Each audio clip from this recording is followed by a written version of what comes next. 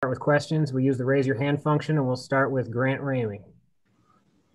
Rick, with 4 games over the next, week and a half or so, how important are these 4 games to figure out rotation and establish some of the rhythm and stuff you're talking about after the game Saturday? I think it's important. I mean, obviously, we're just hoping we can get them in, and that's the key, that we can play them. And but I do think the more we can play right now, before the last game, we talked about how long it seemed like we had practiced and how long it had been since we had played. And so it's going to be important. These minutes are going to be very, very important, and guys have to understand that it's about us getting better, having great respect for our opponent. And but those minutes aren't going to be given to anybody. They're going to be minutes that are going to be earned starting in practice like today, and that's how we're going to move forward. Mike Wilson and Rob Lewis. Yeah, Rick, is there a common trait that you've looked for in a sixth man over the years, or what are the attributes that make someone a valuable sixth or seventh man? I think once you go to that player, that they really elevate everything. They bring an energy to the court. They're going to make something happen some way, somehow, whether it's offensively or defensively. Versatility. And again, oftentimes that's a guy that, even though he's the quote unquote sixth man, he's a guy that at the end of the game is going to finish the game for you as a starter, because of the fact that he can do so many different things and he can make so many things happen for you. What make Jaden and Keon good sixth and seventh men, despite the fact that that's not really a role that they've probably been familiar with in the past? Well, again, the one thing, we've talked about it. We don't care who starts. And I think our lineup will change, because we're going to keep really basing it on performance, production, and still trying to figure it out. I mean, we really are still trying to figure out how to get the rotation the right way, where everybody can be most effective. And you find out but the one thing that has to happen when you settle on who starts, because, again, I know people make that a bigger thing than I think that it is when you – and I do think it's big with the players. I played, and I wanted to be a starter. But now with our guys, you look at the other night, but also when I said I wanted to be a starter, I didn't understand the importance of wanting to be the guy that finished the game more so than the guy that started the game. But when you look at what's going on with the minutes, we're more concerned about that. Guys keeping it between, 26 minutes, 28 minutes. But to answer your question about those two guys, once they figure out everything, do they know the entire scheme, both offensively and defensively? They don't. And that's something that they're going to have to do. I mentioned it earlier. They have been hurt more so by the stoppage and starts than anybody, because the older guys, it's not that we're doing a whole lot of different things than we've done in the past. We maybe bring back stuff here or there, add here, but it's something that most of the older guys have seen, so they've got great recall with it.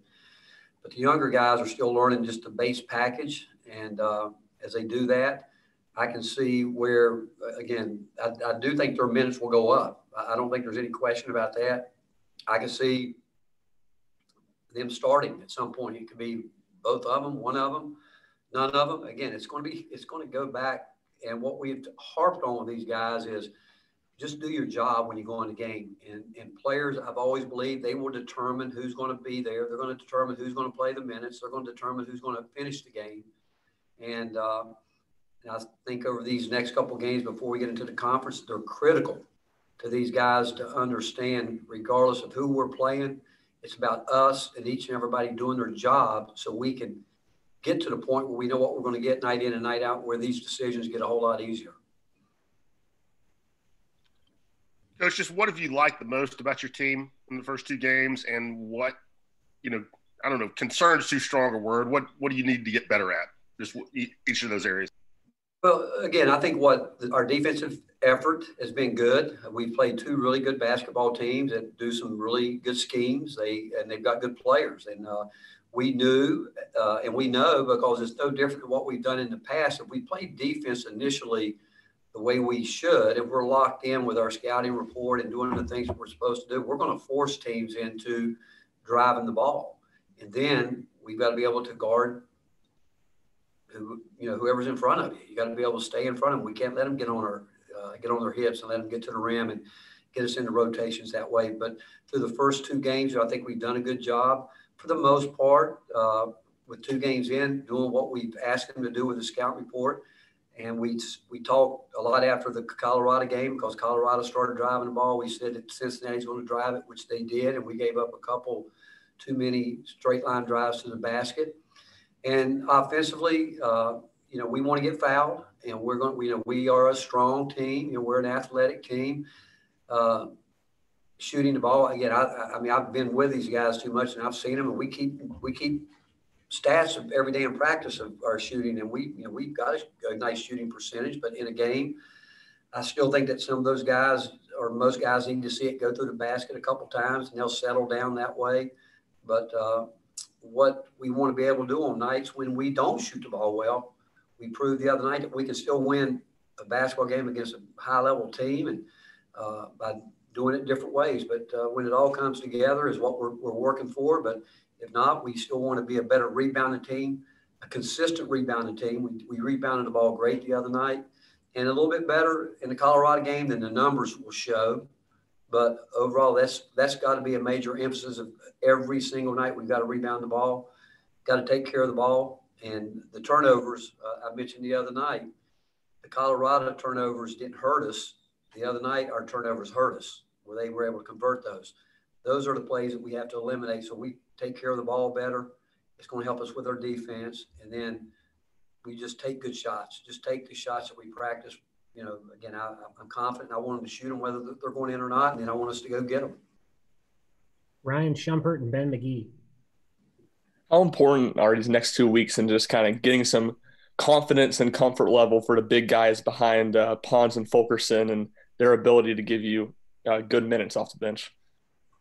Well, I mean, it's all important. I mean, these guys want playing time. They want to play, but it goes back. And they get every day in practice, they get a chance to do that. The games, yeah, they're important. But the bottom line is they're not going to get in the game if they don't get it done in practice. And I've told them that over and over. And if they want a chance to have more rope, more leadway in a game, they can't go in a game and do what we see them do in practice. We want the word is consistency. We want to see that. I tell guys, one of the last things I tell them every day, every game, we got do what we practice. Just simply do what we practice, and we're going to be okay. It's again, if guys don't practice well, they're probably not going to get a chance to play as much as they would like to play. So it starts with them understanding, and we want to see that happen in practice. But over these next couple of games, I like to get guys minutes in a game. But again, those minutes aren't going to be given out. They're going to be earned minutes. And again, if a guy goes into a game and right off the bat he makes a mistake that we see him make over and over in practice, he won't get much of a chance because he hasn't earned it. And that's what we're about. We don't want anybody to think they have a sense of entitlement. We got too many guys on this team. And again, our team works hard. They work hard. They play hard. And I think they like direct, honest answers. They want to know where they stand. And the way I'm talking to you is the way I'm going to talk to them. If they want those minutes, they're going to have to earn them. Coach, Devontae Gaines has not played in the first 2 games. Has he been available? And if he has, what does he need to do in practice to earn those minutes that you continue to talk about? Going back to the word consistency, what are we going to get? Does he understand the scheme with everything we do, shooting the ball? Again, we want to, guys that we know, we just know what they're going to do. It goes back to consistency. For the guys that you haven't seen play, that's the word that I would put with all of them, consistency. The guys that are playing have shown more of a consistent type performance day in and day out where we have an idea. And that's not to say they're perfect, but the other guys, the ones that haven't played, are guys that are way too inconsistent, guys that probably get their names called too much in practice for not doing the right thing. And there's not a guy on this team that we don't believe in, that we don't think can get better. And some guys want to be stubborn. Some guys want to keep fighting it. If they keep fighting the system, they won't play. I mean, it's plain and simple. We got a proven formula here that we believe in, and the quicker guys buy into it, the quicker they'll play. Vince and Wes Rucker. Rick, what have you seen from Vescovi in terms of defense, getting off ball screens, some of those intangibles besides just the offense? Where's he made strides in your opinion? Well, I think the big thing with him, he's deceptive. I mean, people like, I think when you look at certain guys on the team, they get down guard. That's impressive. But he's a very deceptive, very intelligent defender. Same thing offensively. Terrific with pass fakes, ball fakes. Quicker than you think. Understands angles better than most guys. But defensively, again, he understands the mental preparation. He understands what he needs to do. He does his work early, very clever in the gaps. He's in that gap, and you think he's kind of just there, but he's playing. He's active in the gaps most of the time. And offensively, he has a solid idea of what we're trying to get done. And what's good about him, I think, as time goes on, it's going to give him a chance to play off the ball too, which I think will help him because he's so good with moving without the ball. And so I think as these guys, again, it's more that we can get guys settled in, handling the ball where he can get away from. It's going to help him add to his game. Rick, I know it's a small sample size, but from a couple games, Eve hadn't, maybe the numbers aren't particularly great, the efficiency, but it looks like the shots he's taken are mostly okay, unless you've seen it differently. What have you seen from him? Is he pressing at all, or is it just a small sample size? Probably pressing a little bit because, again, he's one of those guys. He's a perfectionist. He puts so much time into the game, and he works at it. I mean, like, I don't think you can work any harder, to be quite frank. And but he'll make it. He'll get it going. You guys have watched him over time, and he rebounded well the first game. I didn't think he had the same mindset rebounding the second game as he needs to. Maybe that's pressing a little bit because he went 1 for 9 in the first game, but he'll be fine. We don't worry about Eve because he's going to give you everything he's got, and there's not a better fix-it guy in the country. I mean, it's things that he cleans up and the things that he does defensively that a lot of people don't notice are really valuable to our team. Nicholas Hill and Trey Wallace. Coach, just for the first two games, how would you evaluate your fast break offense, and how important moving forward is continuing to improve that aspect of your offense for your team? Well, our fast break offense is being good, can be a whole lot better. And I don't know what the second part of the question. What'd you say? Just how important is it to continue improving that aspect of your offense for your team moving forward? Well, it's important because we want to be an attack team. We want to play really good defense and get out and, like any team in the country, get as many opportunities in the open court as we can. Try to play some advantage basketball where we got numbers based on the other team, and we've been okay with it. Shown some good signs, but there's so much more that comes with our transition game than we've shown. That again, it's a matter of getting everybody to understand it, but we want to advance it quick. Obviously, we love to get it down the floor as quick as we can, but we want to play out of it. If not, we want to be able to flow where it looks like, hey, we're attacking. Guys are using their ability, but if they don't have it, there are drop spots and where they need to get the ball, and they need to space out where we can keep playing. We just don't want to do a lot of standing around. And the last two games, we've had to go up against zone more than we probably thought. Certainly in the first game, but we've spent some time with it today because Charlotte will do a little 3/4 court 1-2-2 press back to a 2-3 zone. We expect to see that, and we just got to continue to work our zone offense. But the fast break is so important to us. Whether and teams are going to work to take it away from us. There's no doubt about it. But we still think we can get it, and we certainly have to fight to get it, and we'll continue to do that. Rick, what did you think about going back and look at the game tape the last few games? What did you think about the shot selection that you guys were taking, especially when the opposing teams were switching into zone? And then also your thoughts on EJ Anasicki, especially last game when he entered the game. Well, the first game, we had open shots against Colorado in the zone, not exactly in the spot of the floor, like instead of 15-foot jumpers, we want that 8-10-foot jumper against the zone in the middle of the zone. But they weren't bad shots. They were shots that guys practice. I don't have a problem. Probably my biggest problem is guys turning down good shots and then having to settle for one. It's not as good. That's what we've talked. We're open. We want to shoot the ball. And, again, I think that's, again, maybe settling in here as the season gets started. And EJ, he's going to bring the energy. He's a guy that, again, he's terrific coming off the bench because he's going to rebound. He's going to work hard. He's going to work as hard as he can on both ends to do things the right way. He's going to try to make the right plays on the defensive end. And he had a couple mistakes on rotations the other night defensively, but it was all because of just great effort, just trying to, help his teammate, try to make the next play. And offensively, I think he'll continue to, figure out how to play. He's at a different level now with taller players, bigger players, and he probably is used to playing against all along. But he's a guy that, again, he's going to keep getting better and better just because he works so hard at it. And a guy that when he comes in the game, again, we have a pretty good idea of what we know he's going to bring to us. Gustavo and Grant Ramey. Coach, today Tennessee basketball is ranked number 10 in the AP poll. The last time Tennessee was in the top 10 was by the end of the 2018-2019 season. How do you see Tennessee getting back to the top 10 team in the country?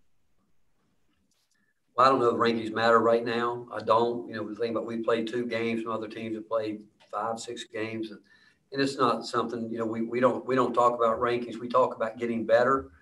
All we'll say about rankings is when you have a number in front of your name, it becomes an even bigger game for your opponent because they got a chance to build a resume with it. But with that said, our whole philosophy is, hey, we're going to talk about getting better and what do we need to do to improve in every area, every player get better. It's great, again, notoriety for our program. It's great notoriety for our players.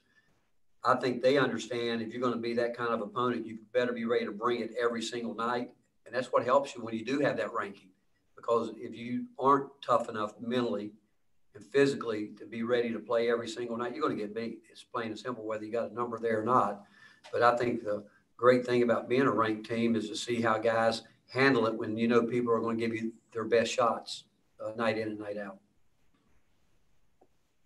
Rick, when you mentioned EJ Anastegui needs to adjust offensively given the competition, how does he need to adjust? What needs to change for him against taller opponents, different opponents? One, he needs to slow down a little bit. He's playing a little bit, and he's got to get back to fighting for his space on the floor where he wants it. But he's going to have to play above the rim. He's going to have to fight. He's used to, I'm sure, just throwing his body into people and knocking them off and finishing. And he can't finish.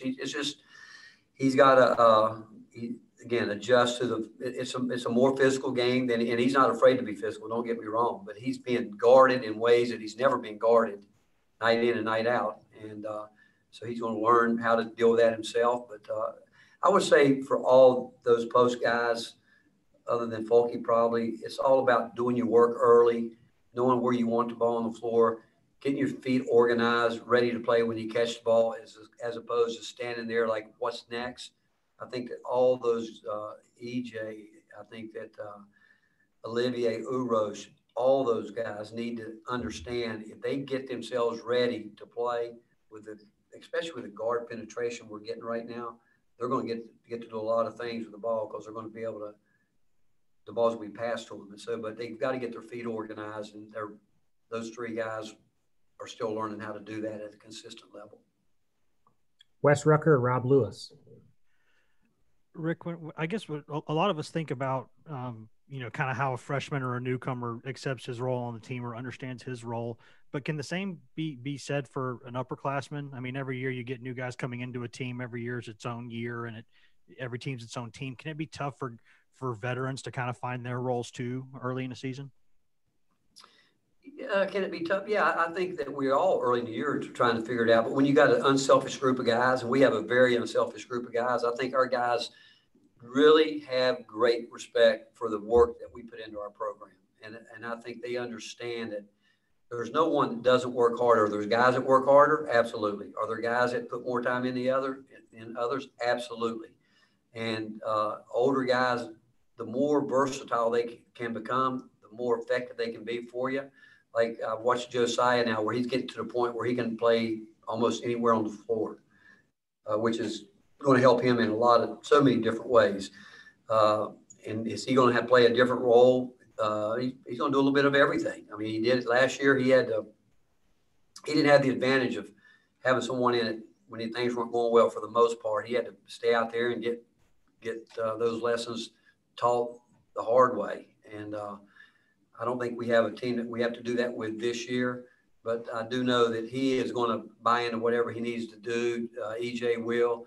Got to get Olivier going to the point where we know how good he can be, and he hasn't figured it out yet. He's last 2 days he's been better, but a big part of it is sometimes when you're coaching guys, you're talking about play role. It simply gets back to buying in to the program, what you have to do. I mean, Grant Williams, when he started out, we went through all the same things with him until he realized that this is how you got to do certain things. And then once you get a couple things down, then you can build on it. But it still goes back to that word, whatever role guys play in, they've got to show consistency where they understand what we are trying to get done as a team every possession. Because we have a saying, every possession matters. And we need them to, and the guys that play the most minutes understand that simple fact that every possession matters both offensively and defensively. Coach, how do you evaluate Keon and Jaden through 2 games? Both their minutes went way up on Saturday. What did you feel like they got better at? Well, I think sometimes as coaches, we maybe can overthink it. Going into Colorado's a tough opener, and we knew it was going to be a high stakes game. And you don't want to put those guys in a position where they don't have some success early because you don't want to lose them for a week, whatever, where they keep it in the back of their mind. And I think what we learned about those guys is, one, they have short memories, which is a good thing. And the second thing is the second game. And again, you got to look at me for this is, we should have subbed earlier. And I knew going in the game the other night against Cincinnati that we were going to get 2-3 guys in the game before the 16-minute mark. And I think you'll see that pattern continuing. I think, again, right now, unless I change my mind between now and tomorrow, we'll start the same way. But that doesn't mean the game after that we're going to start another way, and the game after that another way. It's just we're still searching through some of these things. But again, that was my decision the first game to try to, I don't want to say baby anybody, but, just try to make sure that we try to, we didn't want to get them out there at the same time together. We just wanted to get some young guys with older guys. And the other night we just said, hey, we're just going to put 2 guys out there at one time and go. And then, again, try to get 3 guys in before the 16-minute mark. And normally that means Fulkerson is going to come out. We're going to try to use the timeouts to give him a little bit, get him out around the 16, 30, 45 mark and let him use that plus the timeout and get him back in and work him down like that. So the whole thing is, that we can be the freshest, most competitive we can be in the last 6 minutes of the game. We don't want to be tired. We want to be running full speed then. We want to be guarding at a high level then, and we want to do that.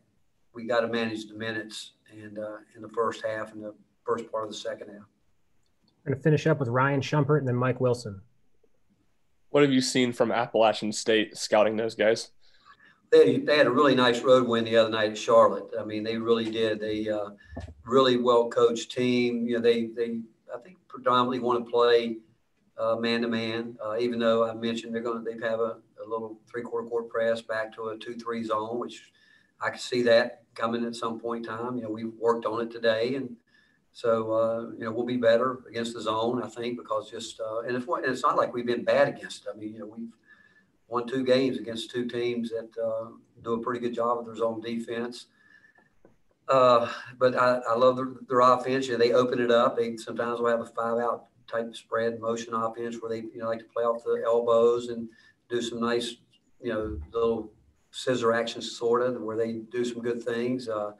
2 guards shooting the ball really well, and they've got a guy that again I think they feel that they can go through just like we do with Fulkerson. But again, really well coached team, and like I said, they're coming off a nice road win at UNC Charlotte. Rick, are you guys all clear with having everyone eligible, or have you had any more positive tests come back? No, we're good. We're good to go. Other than I think Tom, we're starting to test him for things other than the COVID. But otherwise, Tom, are you okay? I'm doing well. And I appreciate everybody accommodating the time change today. Coach ate something that really disagreed with his stomach. So he's battling some diarrhea and has to go get a cleanse this afternoon. So we appreciate everyone, and we'll look forward to seeing you guys at the arena on Tuesday. Hey, Well played, Tom. Well played. Let him wish Dom a happy birthday.